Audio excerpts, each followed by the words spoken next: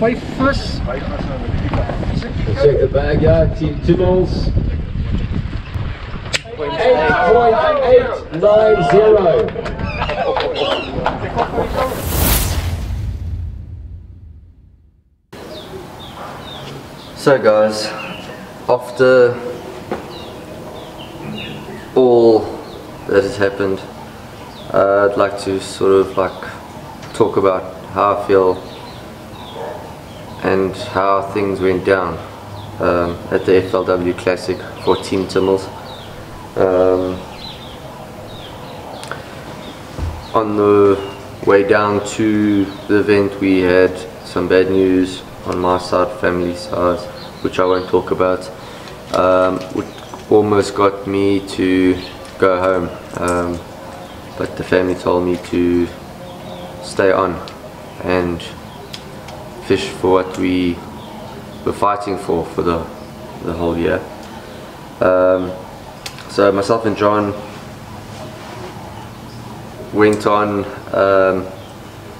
and decided to push and do what we came to do, which was to win the FLW final. We went in it with a plan, and on the first day we put that plan in action, and we ended up getting the biggest bag and the biggest fish of the day. The bag was 8.86, somewhere there, and the biggest fish was a 3.1.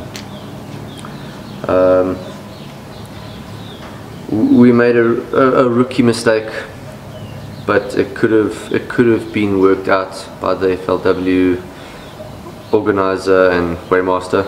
But yeah, it is what it is. We weighed in our fish. We came early. We were supposed to be in by 4:30.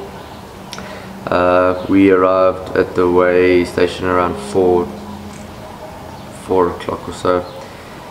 We got our fish weighed in by around 4:17 and then we were interviewed and photos were taken, and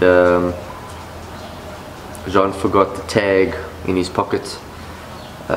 So yeah, the tag is supposed to be in the little cupboard by 4:30. When we had realized, or actually a friend of ours, Sean John, came and asked us if our tag was on the board, because you know they're closing up and closing now at 4:30. So John ran off. Well, didn't run off. We were right there by the trailer the whole time, chatting to other anglers, and we were there, you know. And John checked his pocket, saw that it was still in his pocket, went off to the organizer and told us, you know, he has the tag, sorry, he forgot it in his pocket with everything going down. And he told him he needs to hold on, we need to sort this out, but the box is already closed, and it's pretty much a DQ. And when I looked at the clock in the trailer of the FLW trailer, the clock still, it was 4:30. So I was pretty upset, because where's the lenient time there? Where's the sportsmanship there? It's 4:30. I mean, it's not like we were late. We weren't late, we didn't weigh our bag late, we didn't do anything wrong except for forgetting the tag. I mean, what is the tag system there for? It's to make sure that all the people off the water, it's like a safety thing. It's for us to be stripped of what could be a win, could have been a win at the FLW final, was taken away from us for a stupid thing. And yeah, it's hard to talk about it. I'm pretty upset, and Jean is too. It's broken us. We tried to fight hard the second day. We only got a bag of 4.6, but it still kept us there. I mean, our total bag weight for the 2 days we were still ahead by 2 kilos.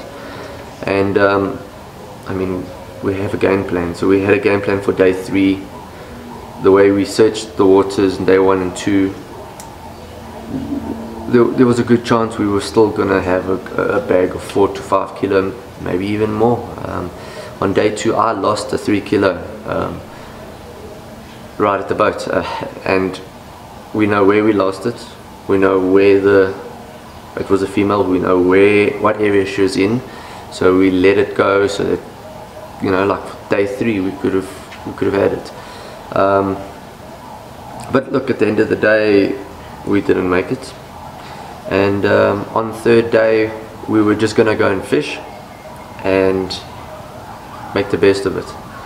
And at the garage, when we were filling up, we saw that our motor seal had gone and there was oil everywhere on the floor there, and if we had not seen that, I think our week would have been even worse, because then Jean could have blown his motor.